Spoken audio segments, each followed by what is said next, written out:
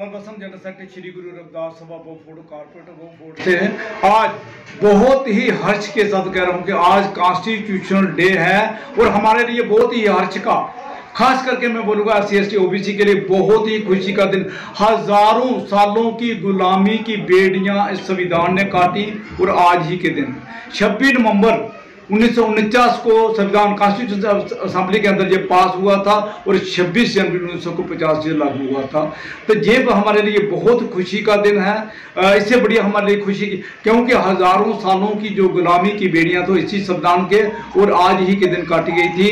क्योंकि आज भी हम कहते हैं कि संविधान है वो एक माननीय ग्रंथ है पूरे देश के लिए, लेकिन दुख तब होता है जब कुछ लोग इसे कभी बाबा साहब की मूर्तियां तोड़ने लगते हैं, बाबा साहब की क्षति करने के लगते हैं, तो उस दिन मुझे दुख होता है। लेकिन ये सभी के लिए, कॉन्स्टिट्यूशन एक वर्ग के लिए नहीं है।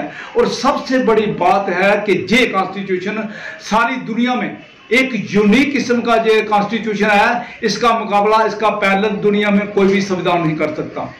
जैसे हम एंटीरियो गुटेरेस की बात करें, जो कि सेक्रेटरी जनरल हैं यूनाइटेड नेशन के, उन्होंने कहा था कि ये भारतीय संविधान को टक्कर देने वाला दुनिया में कोई भी संविधान नहीं है।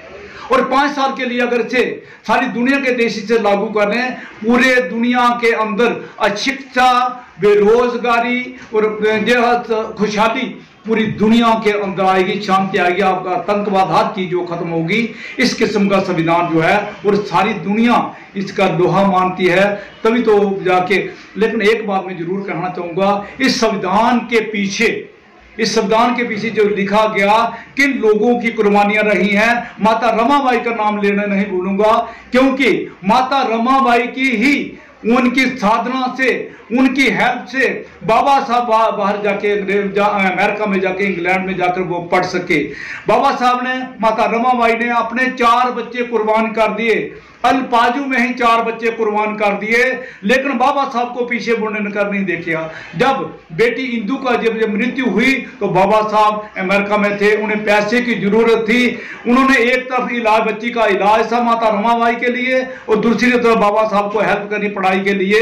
उन्होंने बाबा साहब को पैसे भेजे, वो भी उपले बनाकर उसे बेचकर बाबा साहब को दिए, मदद की। लेकिन जो हमारी बेटी इंदू थी वो दम तोड़ गई, लेकिन बाबा साहब को पीछे मुड़कर नहीं देखने दिया।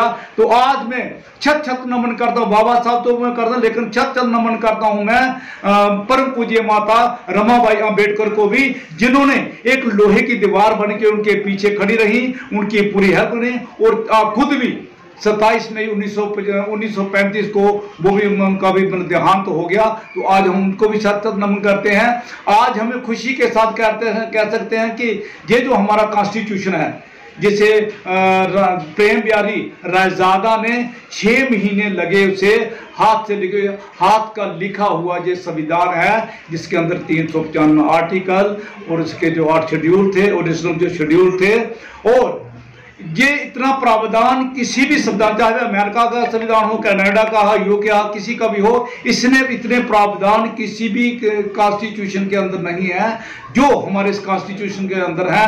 और आज में एक बात, खुशी की बात हमारे लिए है कि हमारे बाहर जो चौक हमारा है, क्रांतिबाई सावित्रीबाई फुले के नाम पर वो चौक है, आज हम उस चौक का भी है, उसका भी हम उद्घाटन करेंगे, ताकि वो इस देश की पहली लेडी टीचर, जिन्होंने 1 जनवरी 1848 को पहला कन्या विद्यालय पूना के अंदर खोला था, और वहाँ मुझे 5-6 बार जाने का मौका मिला। और आज उनको भी हम, माता सावित्रीबाई फुले को हम छत नमन करते हैं, जिन्होंने बच्चियों के हाथ, इस देश के अंदर बच्चियों के हाथ कलम पकड़ाई। और 1848 से लेकर 1852 तक उन्होंने 18 स्कूल खोले और अंग्रेजों को इस बात के ऊपर विवश कर दिया कि ये जो लोग हैं, ये डाउन ट्राडन लोग हैं, ये भी पढ़ सकते हैं, इनके अंदर भी दिमाग है।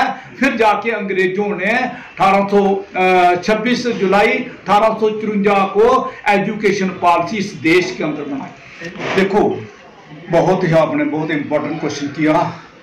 आज मैं एक बात कह सकता हूं कि संविधान की धज्जियां उड़ाई जा रही हैं।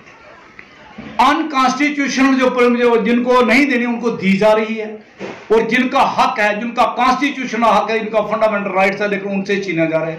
आज हम एससी की बात करें, एसटी की बात करें, ओबीसी की बात है, जम्मू कश्मीर के अंदर रिजर्वेशन एंड प्रमोशन को खत्म किया गया।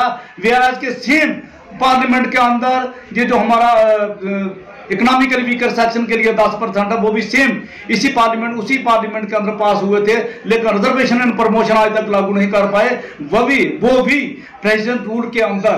लेकिन जो इकोनॉमिकली वीकर सेक्शन के 10% थी, आज को उसको सुप्रीम कोर्ट ने भी मोहर लगा दी है। आप देख सकते हैं जम्मू कश्मीर के अंदर ना तो ओबीसी को 27% रिजर्वेशन मिली है, और ना ही एससी को रिजर्वेशन। और जो उसकी रिक्रूटमेंट की बात करें, 13 पॉइंट रोस्टर शुरू करके धज्जियां उड़ा दी है ना रिक्रूटमेंट के अंदर भी। तो जो हमारे जो एससी एसटी ओबीसी के जो कॉन्स्टिट्यूशनल राइट हैं उनको स्नैच किया जा रहा है।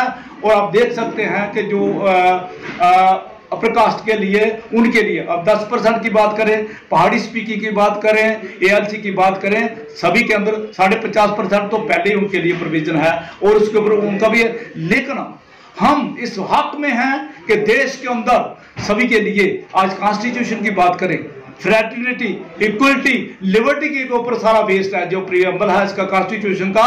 हम उस किस्म का भाईचारा चाहते हैं, सभी के लिए बराबरी चाहते हैं, आर्थिक तौर पर, पॉलिटिकल तौर पर सभी की बराबरी होनी चाहिए, जो कि इस देश के अंदर नहीं है। कॉन्स्टिट्यूशन की महत्वता तब बढ़ जाती है क्योंकि दुनिया का सबसे बड़ा डाइवर्सिटी वाला ये देश है।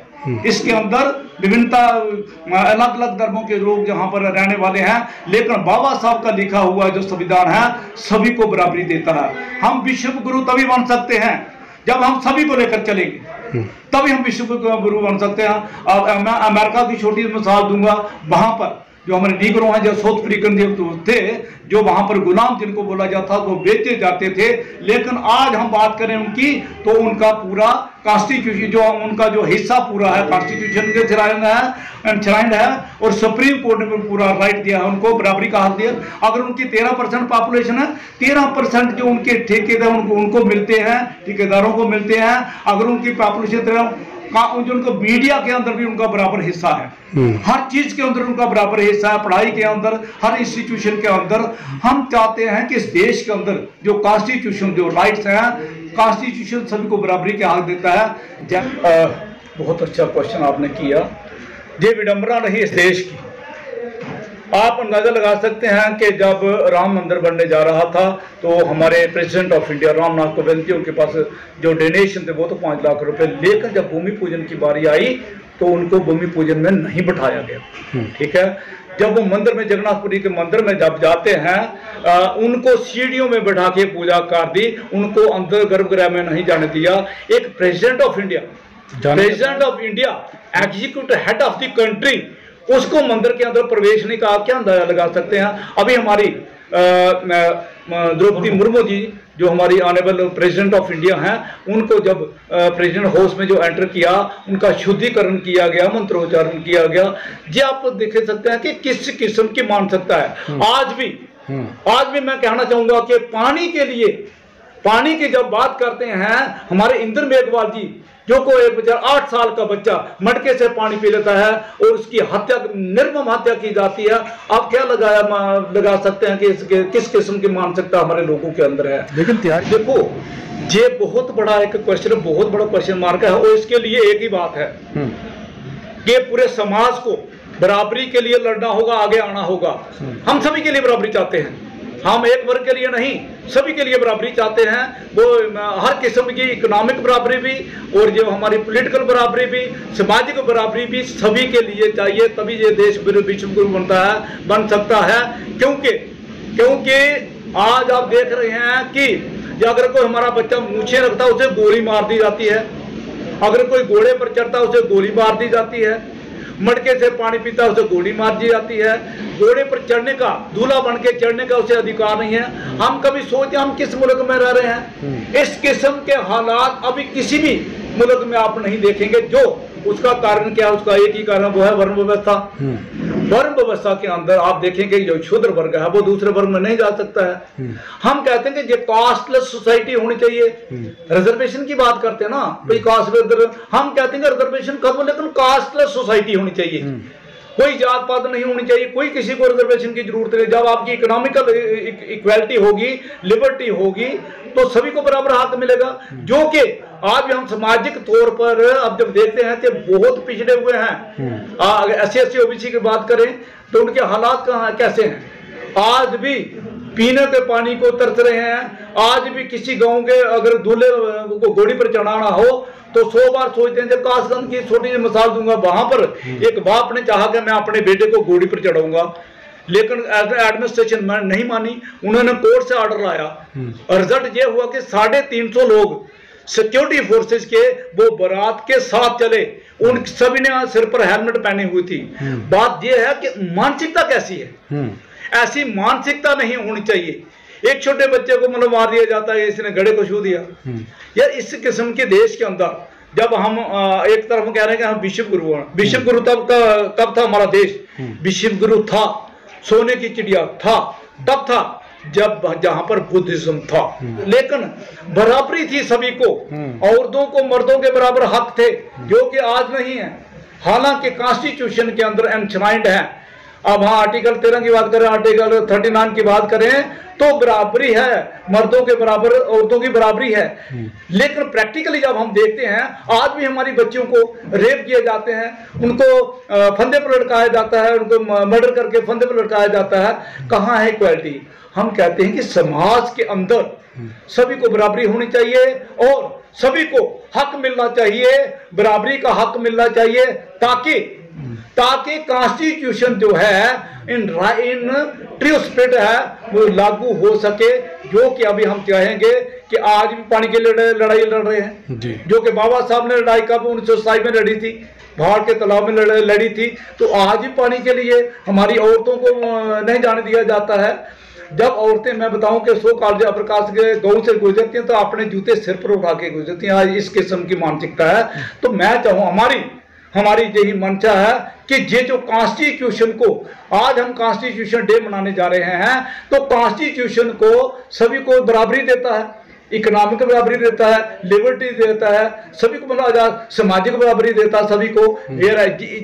तब से सही मायने में सच्ची श्रद्धांजलि बाबा साहब की होगी और कॉन्स्टिट्यूशन के प्रति वो होगी, तो सभी को बराबरी के हक मिले, सामाजिक तौर पर भी मिले, पॉलिटिकल तौर पर भी मिले और आर्थिक तौर पर भी सभी को हक मिले। तभी हम माने कि ये कॉन्स्टिट्यूशन ऑफ इंडिया जो है उसे सही मायने में लागू होना चाहिए।